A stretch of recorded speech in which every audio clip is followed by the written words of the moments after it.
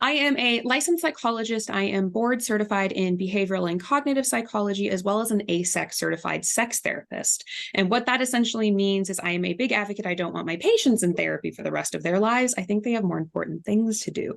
So I tend to take a very solution-focused, evidence-based approach to care, specifically addressing the needs of my patients who have anxiety, trauma disorders, and sexual health and functioning disorders tends to be my specialization. I actually started out in the VA system. The majority of my early training was within veterans who had experienced combat trauma, military sexual trauma, a whole host of traumatic life experiences. And I started noticing that a lot of them, in addition to their traumatic experience, had not only subsequent anxiety related in general, but also they had a significantly higher rate of sexual dysfunction than I had seen in my previously community-based populations. So that's kind of what started it all, was looking at that interconnection between anxiety, trauma, and sexual health and functioning. So I'd say the majority of my practice is a bit of both, and because they do overlap so very much with each other.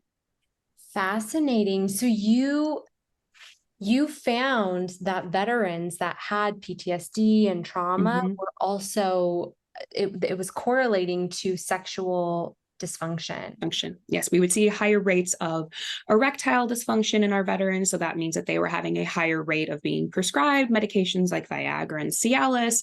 And then some of them had premature ejaculation, but an overarching number of them, I noticed, regardless of their sex or their gender, had difficulties with desire. They had performance-related concerns or difficulty with erections, lubrication, orgasm, pretty much across the board. So I definitely seen that combination. And then when I left the VA system in 2017, that pattern continued in the community population that I do see too. So it does seem to match pretty equal.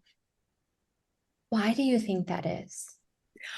There's a number of variables. It's really difficult to go, oh, this one thing caused it. It's usually that combination of variables. One of the core factors that we do notice is that the biological mechanisms that are associated with sexual desire, sexual arousal, are also the same biological mechanisms that are associated with sexual functioning. So if a person has higher levels of anxiety response and kind of their homeostasis is really high, their body is not going to divvy up energy to be like, you know what, I feel erect and horny right now. So our biosystem is looking at resource allocation. You're also looking at when there's a lot of stress, anxiety, or even a trauma history related to sexual functioning. We're going to see high rates of avoidance of any stimuli that at all might increase rates of re-traumatization or triggering or activation, which for a lot of individuals is those sexual patterns of behavior. Even something like having an increased heart rate could be a trigger for someone's experience with trauma or just anxiety in general. That makes a lot of sense. I mean, when you think about sexuality and sex as something that's pleasurable and creative, if you're in fight or flight, it's not a time to be creative. It's a time to survive, right? You know, because exactly how we evolved, it's like our fight or flight response was for when we were being chased by lions and tigers. Stuff. So you're not going to be focused on making babies or pleasure when you're fighting for survival. That makes actually a lot of sense. And that's the exact same mechanism too, is why we'll sometimes see like out of control sexual behaviors or risky behaviors of individuals who are amongst those populations of high rates of trauma exposure throughout their life, high rates of anxiety, is because their body is trying to calm the fuck down. And what a great way to calm down than have an orgasm or be sexual. It's also a really great distraction. So then we're engaging in avoidance. So I'll see it in both directions, either pure avoidance of any sexual stimuli, or I'll see overactivation on that. So I'll kind of see it across the board. All the research that we have on people who've either experienced trauma versus those who don't have equal rates of engagement in the BDSM and kink world. And if anything, individuals who have experienced trauma, who do engage in healthy kink, we do notice that they tend to be more conscientious about consent. They tend to be more focused on how do we make this a corrective emotional experience versus maybe people who aren't as informed, who maybe don't have those experiences, may do it inappropriately. It's one of the reasons I absolutely, to my very core, hate 50 Shades of Grey. So very, very much. It is a terrible example of what appropriate and healthy BDSM and kink is. Oh, wow. Well, like, no, let's lay this out here because I have many times, 50 Shades of Grey is interesting because it's really, it's it's a Cinderella story, but it's kind of like hidden as something that's not, but it is. Yeah. But it literally is the same story we've all been fed through our entire lives. Right. Cinderella. It's not specifically it's not really playing to this particular group or dynamic. What is it that you don't like about 50 Shades? At its very core fundamental, 50 Shades of Grey is exemplifying what non-consent actually is, what coercion actually is. The fact that this individual keeps on pushing past her limits and saying, oh, well, you'll like it. If you just explore it, you'll like it.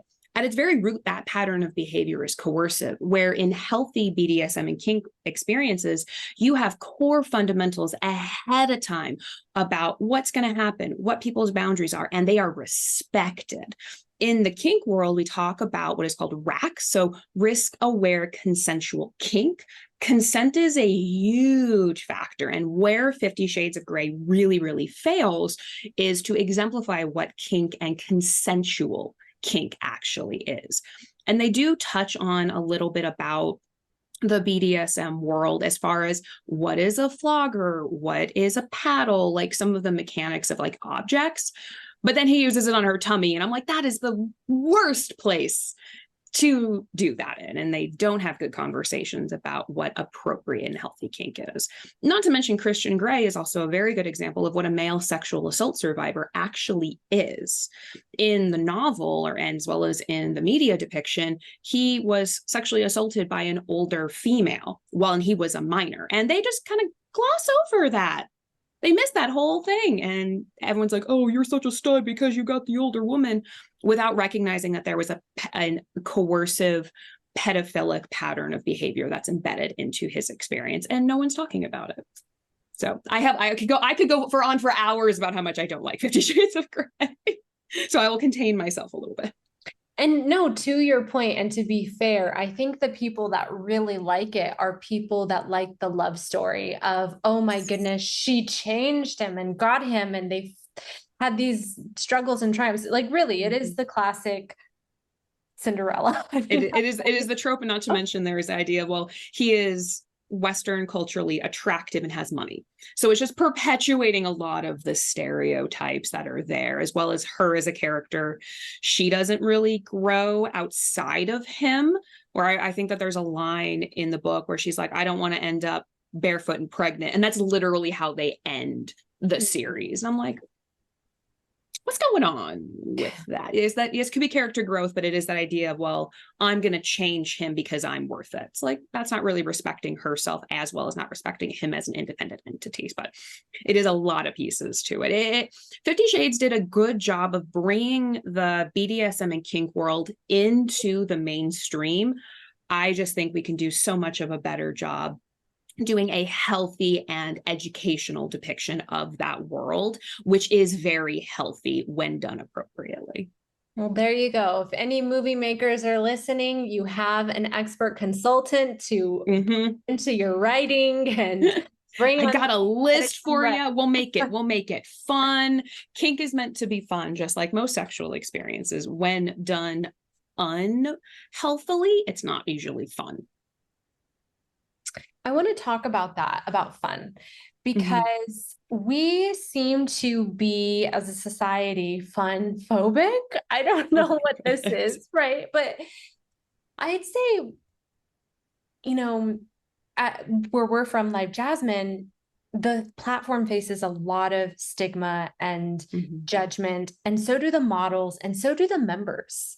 When it's an interesting paradox, seeing it from the perspective of the industry, the models, and the members, because, as you know, I'm sure very well, pleasure and fun can be incredibly healing for people. And there are real connections that are formed here that are really helping people. And yet, when you look at it from kind of like mainstream culture's perspective, it's just porn that's not getting anywhere with anyone, you know, and we know it's something so different, but I'm curious where you think this disdain for fun and play and pleasure comes from. And it's such a wonderful question because it's so complex, where we are seeing, particularly here in the US, we live in a culture where human sexuality is shamed, despite the fact that human sexuality is ingrained in humans from birth to death. We've got sonograms that show, fetuses in utero engaging in masturbation. We know that individuals can have sexual experiences up into the day that they pass in their older age. It is a part of human experience, yet it's not one we discuss. And oftentimes, one of the biggest reasons we don't discuss it is not just the shame that is very much associated with it, but there's often an absence of just basic sex education, particularly here in the US, where people will have assumptions about sexual functioning, assumptions about their own body, other people's bodies, that comparative analysis where no one really quite knows of like, oh, wait, you mean everybody does that? Or there's so many different ways that labias can look, or the myth that a 9-inch penis is too small. And you're like, what the hell? You're like, ow. There is so much just lack of information. And I think that is a core fundamental. Where there's a lack of information will often increase anxiety. Increased anxiety often leads to avoidance. And then it just kind of cycles and cycles and cycles more. And then because it's so ingrained into humans, we're curious. We know the average age of young boys seeking porn, actually actively seeking out porn, is 10 years old. How much of that is just there's a basic curiosity involved too of how do bodies work?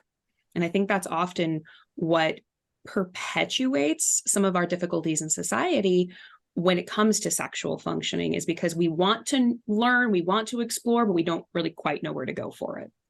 Hence where a lot of sites do come into play.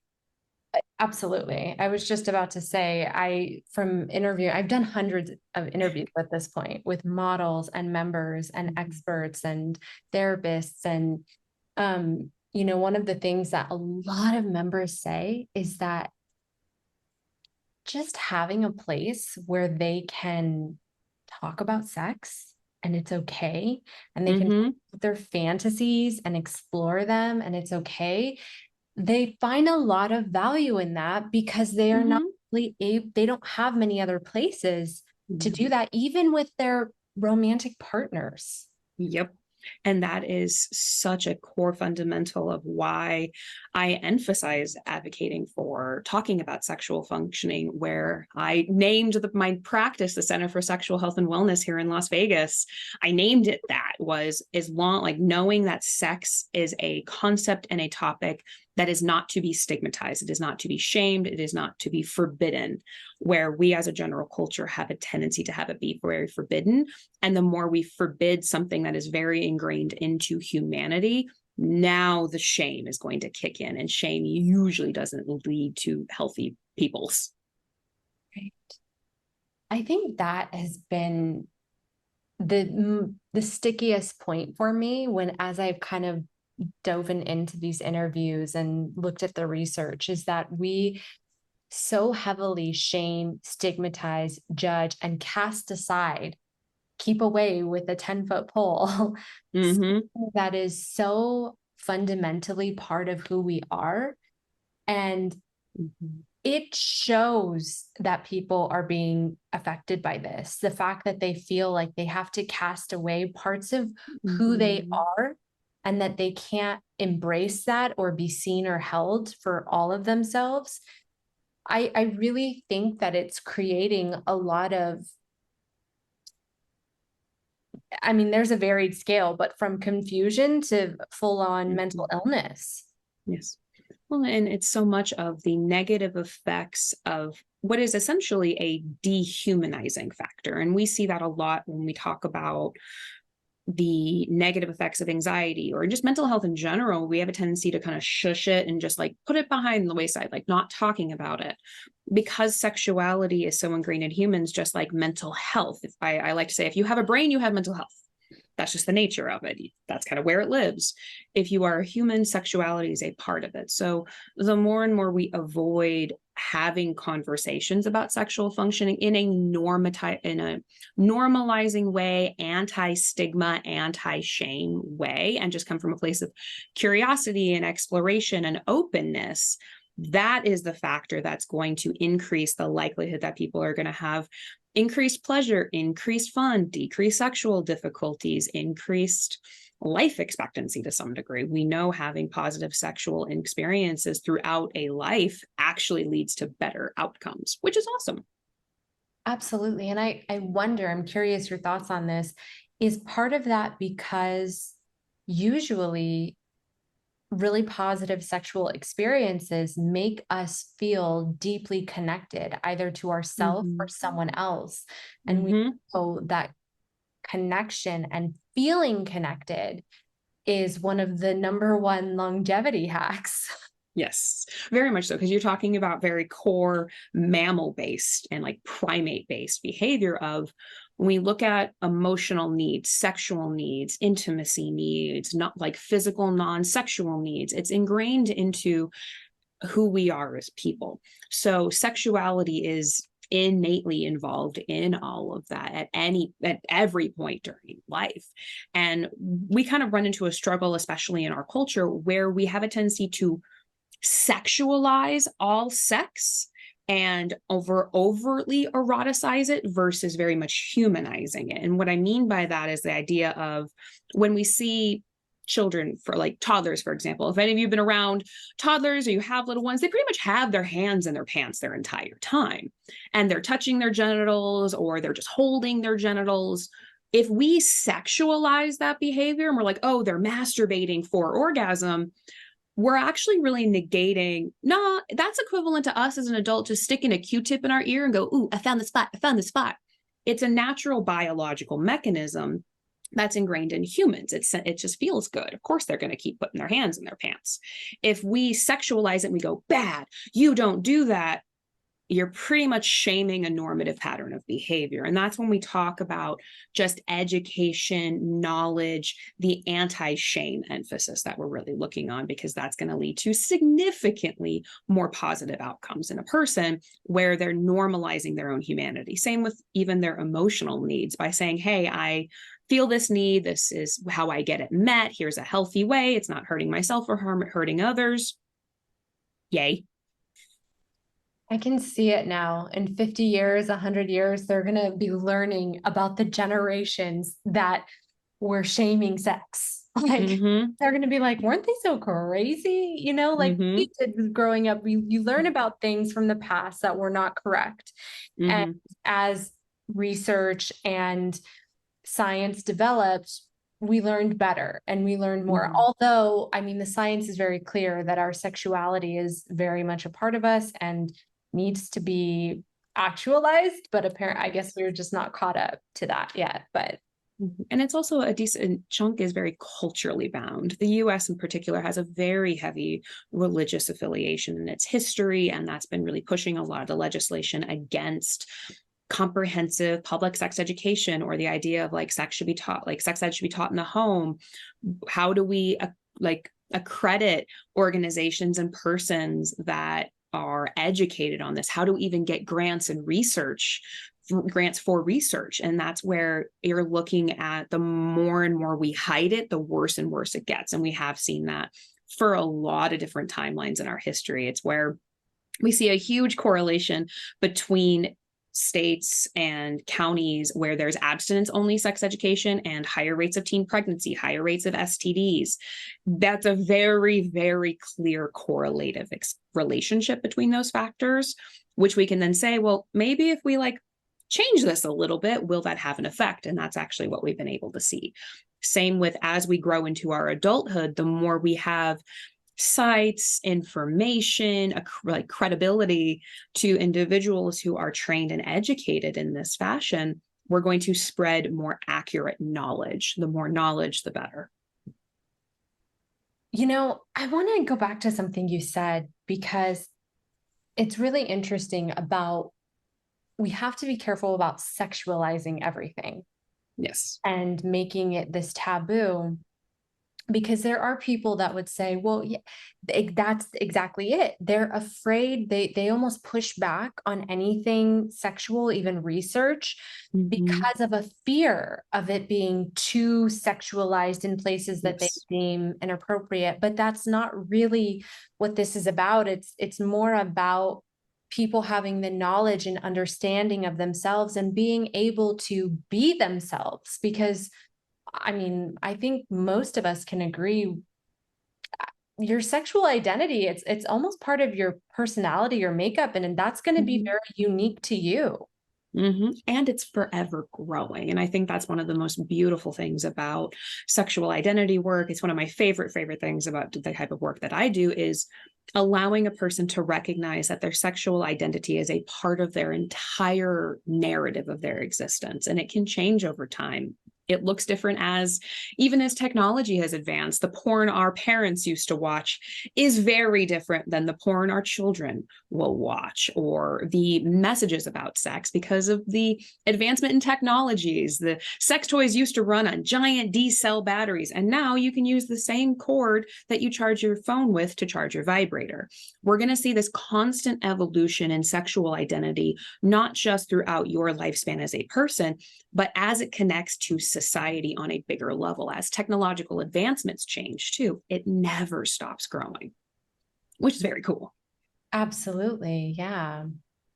I want to ask you again, jumping back to an earlier part of our conversation about veterans.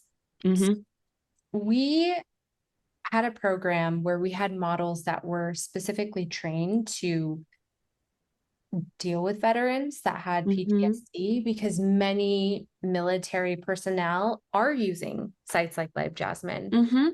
And what's really interesting is a lot of the models I talk to who have regulars that are veterans have told me that a lot of times they just want to talk. Like they're not even really asking them to do anything sexual, get under nothing. They just wanted someone to talk to. I'm curious what your thoughts are on that and the role that just connection and communication plays in our healing and even in our intimacy, ultimately. It's such a beautiful question. I'm so glad that that program also exists too, because we do see higher rates of difficulty with emotional expression amongst our veterans, difficulty with feeling comfortable in, or even the readjustment from active military into veteran and like civilian life. We'll see difficulties with transition. One of the things that I think is very valuable when we look at human-oriented connection and emotional expression is having spaces where there is an understanding and a consenting understanding and agreement that this is a space that you can do and say whatever you want. You can just talk. We can just have a communication. And it's very humanizing and very validating. And we do see a lot of veterans, particularly combat veterans, who have gone into worlds and in spaces in their life and in their training and in their deployments where they're very scared, or they're very anxious, or they're very angry, or they have a lot of different emotional reactions, and they don't feel comfortable talking to a lot of people. As well as our culture has a tendency to very much push down particularly male emotion and male expression, not just in men, but in individuals of like, how do we respond to a person we love? Maybe it's a romantic partner or a friend expressing emotion that we don't necessarily are not used to, or we don't know what to say, or we think it's weird. Like, are we recognizing our own biases with emotional expression? And I do see that quite a lot with the veterans that I've worked with for over a decade now at this point, where they want a place to feel heard. And I'll even see that in the civilian world of a lot of individuals will utilize different sites or utilize pornography or live camming as a way to feel more connected to another human, because they have obstacles to other humans in different avenues of their life, which is where having these spaces could provide as a really great practice experience or a practice location to look at, well, how do we meet those needs here? And then how do we translate them to general populations or other relationships that we have with people too? Absolutely. Yeah. That's really interesting. And I think it is something that we as a society should be looking at more. Because even, when I was in college, it was a very brief stint, but I bartended for part of that time, sports bar. And I really quickly developed this realization that's, men especially would come in and they would sit down and have a drink and just want to talk. Yes. Just wanted to share. And they knew that it was kind of a dynamic where they could, because I'm just back there behind the bar and they can just share about whatever's going on. And it was as if they didn't have anywhere else to talk about these things. And for many individuals, that's where situations like the bartender, or I'll see this in like hairstylists, we'll see this with therapists, we'll see this even with sex workers, where that is a place that, because of the structure of that relationship and that there is a consenting transactional relationship, it allows the expectations to be very clear. It allows conversation about, well, what is this? And we'll see decreased levels of avoidance. In their personal relationships, we'll often see increased levels of ambiguity, uncertainty, maybe not knowing, hey, is this something safe I can say, or is this a topic I can bring up with my partner, because I don't know how they're going to react, or I'm afraid of how they're going to react, or are they going to judge me? Having a clearer cut expectations, or even for some people that parasocial relationship or a parallel relationship, allows for decreased, lack of a better term, pussyfooting around things. I want to talk about the transactional nature of relationships, especially on platforms like LiveJasmin, because you touched on a point that I think is really strong. And I wish more relationships in general had this component, which is the clarity around what this is and how this is going to go. Because even in common dating relationships, for instance, you meet someone and maybe there's a connection and you think, this is definitely the one, we're getting married. But for them, this is just a quick casual thing. And so there is no clarity. You're not sure what it is. And that sets up people to get very badly hurt, which we're seeing more and more. On LiveJasmin, because you're paying for the interaction, there are site rules.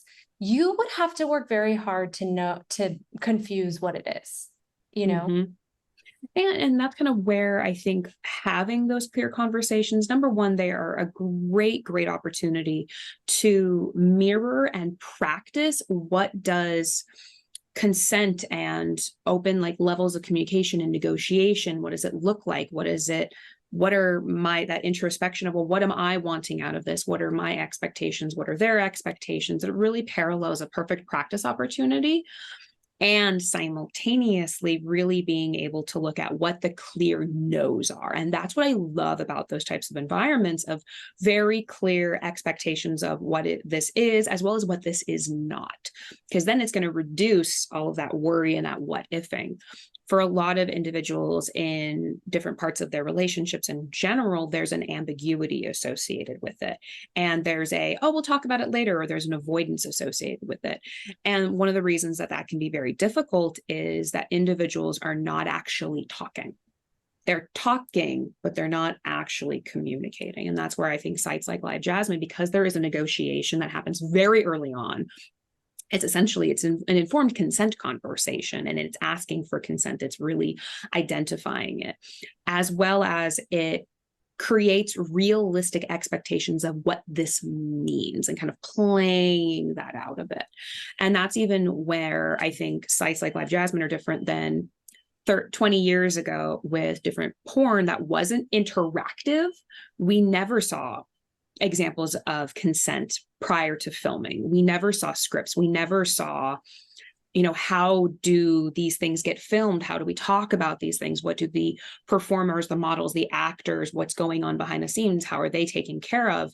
The more we really exemplify this profession, because sex work is work. the more we exemplify that profession, it increases knowledge about it, which increases consent. And more we can talk about consent is paramount. Just fascinating. Yeah.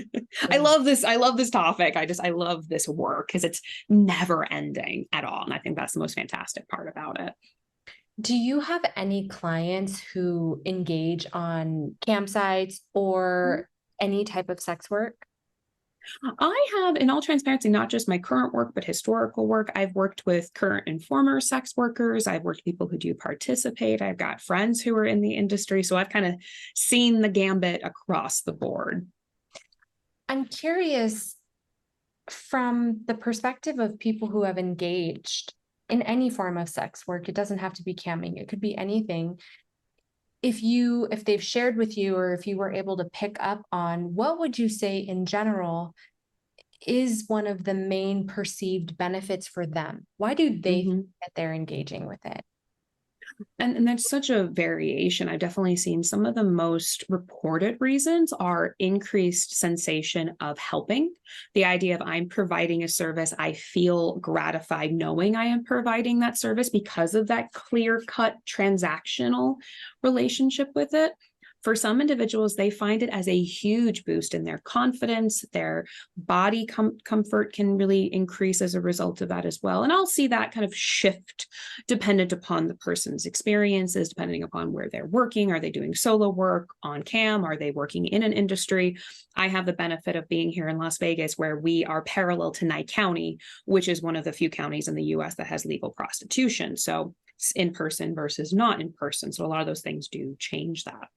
But at the very root, for a lot of individuals, it gives them a sense of autonomy to say, well, I am doing this, I'm choosing this. And then there are always going to be complexities within any profession, dependent upon the setting, depending upon what is someone's motivation behind getting into the industry. For the people that have described the positive effects of it, those do tend to be some of the patterns I notice. Yeah, absolutely. And even for women in particular, or single moms, I've a lot of models who have said this solved a childcare crisis for me. I got a divorce and was left with the kids, and now I can still work from home and make money, and I know my kids are at home safe. And this is an industry in general that really does it can serve all genders, but it does seem to really serve women. And one of the reasons that we do notice it quite a bit is, how do we socialize individuals, and even how do we socialize young girls and women to feel comfortable with their bodies, to feel confident with their human sexuality? How do we talk about diversity of bodies? And that's one of the things I've definitely noticed a huge trend in the industry, which I'm so excited that we're seeing more diversification of bodies, more gender expression. We're seeing more and more humans embedded into. I know that sounds odd, yet this is at the exact same time that AI is kind of kicking in too, and thinking a little bit about that. But we are seeing more diversity of the human experience that is embedded into this world. So there is quite a lot of pros to why someone would make this decision and make this call. It's looking at how reflective has that person been on their motivation? And that's really, where are they doing it, for what reasons, what maintains it? How are they keeping themselves safe? And that's for any profession of what is your motivation for engaging in the behavior? Do you have backup plans? How knowledgeable are you? In what ways is the long-term game planning for it? Do you want this to be short-term versus long-term? Just paralleling what you said a little bit earlier about romantic relationships, one person can be on one page and the other person is at the end of the book. Kind of looking at, well, why are we doing everything that we do? Yeah. And, everything you described too, it really takes a degree of knowing yourself. So we've talked about having this really clear communication, but in order to really make these decisions, you have to be having that with yourself as well.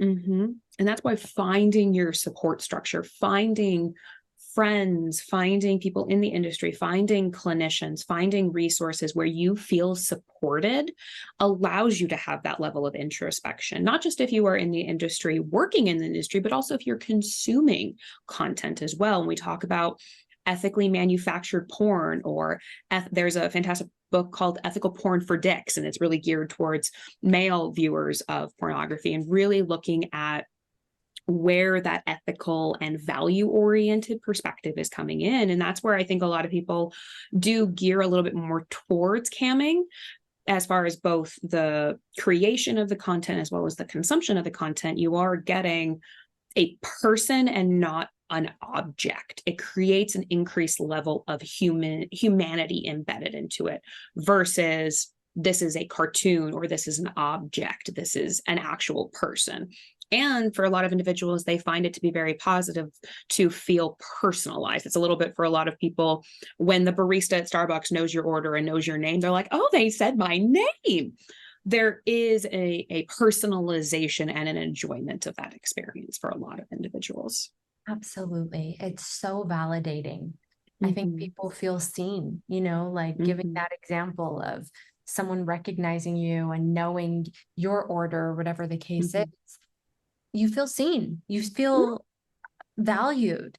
And that is also a primal human need. We need to feel seen and valued and heard. And within that, and that's kind of the perk of the industry as a whole, is it does provide an opportunity for people to have expression, to try different things, to see different things, to think about things that they ordinarily wouldn't. That's where even different levels of eroticism in mainstream media, when we look at, we were talking about 50 Shades of Grey earlier, but what about Bridgerton, True Blood? A lot of that seeing human sexuality is something that people have questions about. And a lot of people who are in the industry are at least answering some of those questions. And simultaneously, it is still a profession. It is still a transactional relationship, which I love that core fundamental. And that's where normalizing it as work is so paramount, to try to deter the idea of this is a romantic relationship or I have something different with this person. It's like still transactional, and it's maintaining those lines and those boundaries, which I think has a huge positive impact on people. And the absence of it, usually not great. If you could give one message to everyone in the world about human sexuality that you don't think the world is getting right now, what would your message be? It's a great, great question. I would say you are more normal than you think you are. a lot of people have this idea of like, oh no, am I a freak? Is there something wrong with me? I like this thing. Oh no, it doesn't work this way. You are so much more normal than your brain is letting you recognize. And it's a result of, we don't talk about a lot of these experiences. So of course you're going to think you're a weirdo or there's something wrong with you. You are statistically significantly more normal than you're giving yourself credit for. And your human sexuality is human. It's not going to go away. Yeah, that's key. We all have a sexuality, even if your preference is that you're not interested in engaging with certain aspects of it. Oh, yes. Even asexual people, or people who identify as asexual, they still want intimate connection. It just doesn't involve shit going into other shit, is the best way I phrase it. Right. Yeah, absolutely. But we all have a sexuality. It's ingrained into humans. It is just the same ingrained of, I need you to eat. I need you to sleep. I need you to poop. I need you to pee. I need your sexuality to be a part of your humanity. Very well said. I love that. Yeah. Is there anything about your work, human sexuality, connection, the cam industry that we haven't talked on that you want to share?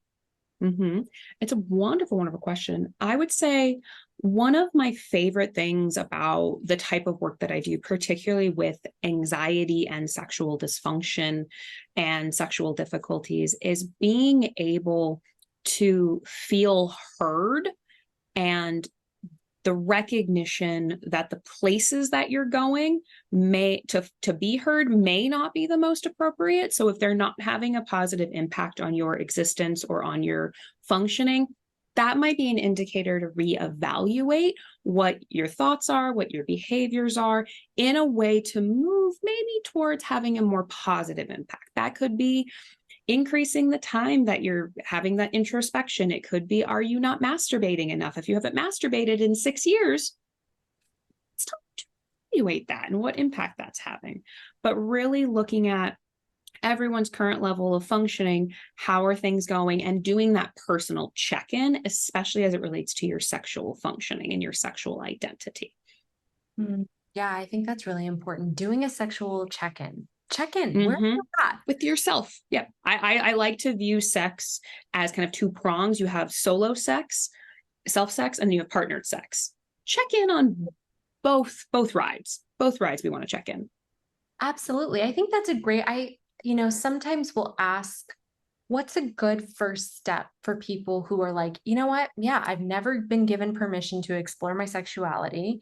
I'm hearing more and more about it. What's a good step for them to start? And I think that this check-in, well, where am I at? How do I feel about my sexuality? Do I know what I like? Just checking in, that's a great first step. And the check-in of like, it never stops, like every few years, every few months, even kind of checking in, especially after big life transitions. And a lot of people just went through some pretty big ones with the pandemic and looking at financial stressors. Student loans are coming back for a lot of individuals. So looking at having those personal check-ins at different times in your life, dependent upon what it is, including your sexual check-in too. Absolutely. Yeah, very well said. From your perspective, from your experience, what are our next steps in moving forward with a more sexually healthy society? Oh, I love this one. Sex education paramount. And I don't mean that just in the school system. I mean that as an overall culture, talking about sex, learning about sex, having persons in your life that you feel comfortable enough, or even resources, knowing what the resources are. We had, growing up, we had an amazing sex educator in Dr. Ruth. Having people that you can look up to, people you can talk to, people you feel safe enough to have conversations about, as well as debunking some of those myths that a lot of us kind of got raised with, and recognizing that your sex education, just like your sexual identity, is forever evolving and growing. So us as a culture, the more and more we can engage in education throughout our lifetimes, particularly about sexual functioning, I think will change things drastically, especially if people have kids and they're not sure how to explain reproduction to kids, or as puberty is happening, or if you are transitioning into adulthood, or if you're looking at how's your sexual functioning change after pregnancy, or after big body changes, or after surgeries or injury. Being able to learn and learn and learn will allow you to grow more. And I think us as a culture, the more we talk about the shit, the more we normalize the shit.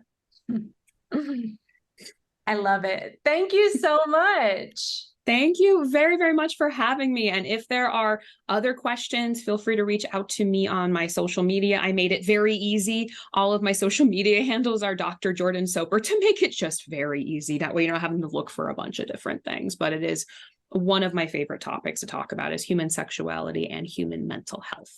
So important. So important. And as you've brought up, they're a lot more connected than what we might realize. Very much. If you have a body and a brain, you have sexual and mental health that needs to be looked after. Very much so. You need water, you need orgasms, you need food, and you need sunlight. You're just a more complicated houseplant. I love that. Yeah, I love that. Well, thank you so much. I've really enjoyed this interview. Thank you so much. If there are things I can answer in the future, always please let me know. And I love being able to have these interactions. Thank you so very, very much too.